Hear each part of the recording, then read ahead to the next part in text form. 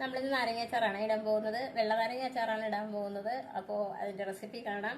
നമുക്ക് ഇത് വെള്ളം ഒന്ന് തിളപ്പിച്ചെടുക്കണം. ആ തിളച്ച വെള്ളത്തിലേക്ക് കുറച്ച് ഉപ്പും മഞ്ഞൾപ്പൊടിയും കൂടി ഇട്ട് കൊടുക്കാം.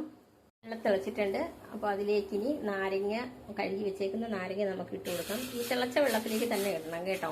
അല്ലാണ്ട് വെള്ളം വെക്കുന്നതിൻ്റെ കൂട്ടത്തിൽ തന്നെ നാരങ്ങ ഇട്ട് അങ്ങനെ ചെയ്യാൻ പാടില്ല കേട്ടോ. ഇതൊന്ന് പൊട്ടി വരുന്നത് വരെ ഒന്ന് തിളപ്പിക്കുക. തേങ്ങയൊക്കെ ഒന്ന് പൊട്ടി വന്നിട്ടുണ്ട് കേട്ടോ. അപ്പം നമുക്കിതിൻ്റെ തീ ഇനി ഓഫ് ചെയ്യാം. എന്നിട്ട് ഈ വെള്ളത്തിൽ തന്നെ ഇട്ടേക്കണ്ട, നമ്മൾ നാരങ്ങയെ നമുക്ക് വറക്കി മാറ്റി വെക്കാം. അതിന് കൂടെ വേണ്ടുന്ന വെളുത്തുള്ളി, ഇഞ്ചി, പച്ചമുളക്, കറിവേപ്പില ഒക്കെ റെഡിയാക്കിയിട്ടുണ്ട്. നമ്മൾ വെള്ള നാരങ്ങ അച്ചാറാണ് ഇടുന്നത്. അപ്പം മുളക് പൊടി ചേർക്കാത്തത് കൊണ്ട് തന്നെ നമ്മൾ കുറച്ച് കൂടുതൽ മുളക് എടുത്തിട്ടുണ്ട്. ഇനി നമ്മൾ വെച്ചേക്കുന്ന നാരങ്ങ ചെറിയ കഷ്ണങ്ങളാക്കി മുറിച്ച് ഉപ്പ് ചേർത്ത് വെച്ചിട്ടുണ്ട്.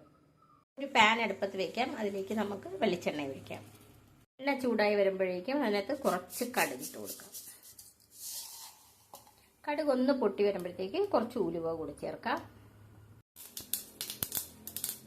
എടുത്തിട്ടുണ്ട്. ഇനി അതൊന്ന് മൂത്ത് വരുമ്പോഴേക്കും നമുക്ക് നമ്മൾ റെഡിയാക്കി വെച്ചേക്കുന്ന വെളുത്തുള്ളി ചേർക്കാം. ആദ്യം വെളുത്തുള്ളി ചേർത്തിട്ടുണ്ട്. ഇതൊന്ന് മൂത്ത് കഴിയുമ്പോഴേക്കും നമുക്ക് ഇഞ്ചിയും പച്ചമുളകും അപ്പോഴത്തേക്ക് ചേർക്കാം.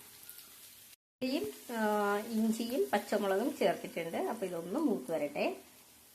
ആ ഇഞ്ചിയും വെളുത്തുള്ളിയും പച്ചമുളകും ഒക്കെ ഒന്ന് നല്ലതായിട്ട് മൂത്ത് വന്നിട്ടുണ്ട്. ഇനി കറിവേപ്പില കൂടി ഇട്ട് കൊടുക്കാം. ഞാൻ അതുപോലെ അച്ചാറിനകത്ത് ഒരുപാട് എണ്ണയൊന്നും വാരി ഒഴിക്കത്തേന്നുമില്ല കേട്ടോ. ആവശ്യത്തിന് മാത്രമുള്ള എണ്ണ ഉപയോഗിക്കുള്ളൂ. അതുപോലെ തന്നെ വിനാഗിരിയും വളരെ കുറച്ചേ ഉപയോഗിക്കുള്ളൂ. പിന്നെ ഉപ്പ് അതും ആവശ്യത്തിന് മാത്രമേ ചേർക്കുള്ളൂ കേട്ടോ. ഇത് നമുക്ക് നമ്മുടെ പൊടികളൊക്കെ ചേർക്കാം. മഞ്ഞൾപ്പൊടി, ഉലുവാപ്പൊടി, കായപ്പൊടി, ഇത് മൂന്നും ചേർത്തിട്ടുണ്ട് കേട്ടോ. അതിൻ്റെ പച്ചമണം മാറുന്നത് വരെ ഒന്ന് വഴറ്റിയെടുക്കാം. ഒരുപാടൊന്നുമില്ല, നമ്മൾ മുളക് പൊടി ചേർക്കാത്തത് കൊണ്ട് ഒരുപാട് പച്ചമണം ഉണ്ടാവേണ്ട കാര്യങ്ങളൊന്നും ഇതിനകത്തില്ല. ഇനി കുറച്ച് വിനാഗിരി ഒഴിച്ചു കൊടുക്കാം.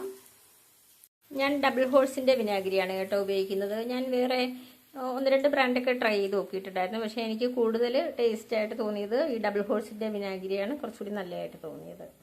വിനാഗിരി ചേർത്തിട്ടുണ്ട്. വളരെ കുറച്ചേ ചേർത്തിട്ടുള്ളൂ കേട്ടോ.